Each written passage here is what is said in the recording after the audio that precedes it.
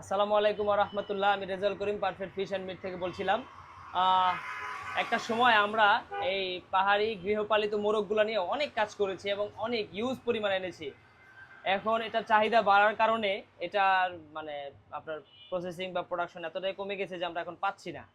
আমাদের একজন কাস্টমার আসলে কয়েকদিন যাবত আমাদেরকে প্রি অর্ডার দিয়ে রেখেছে, আমরা দিতে পারতেছি না।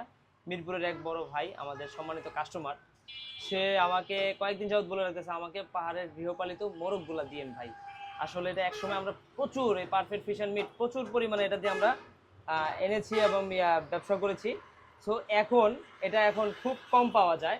এটা আমাদের প্রি অর্ডার নিয়ে তারপর নিয়ে আসতে হয়। এই যে মোরগগুলো আগে দেখেন, আপনারা আমি দেখাই। এই যে মোরগগুলা দেখেন কি সুন্দর, পাহাড়ি মোরগগুলা দেখছেন? এটা গৃহপালিত মোরগ, বন মোরগ না। আপনারা সবাই অনেকে মনে করেন যে, অনেকে কমেন্ট করেন ভাই এটা কি বন মোরগ, আসলে এটা বন মোরগ না।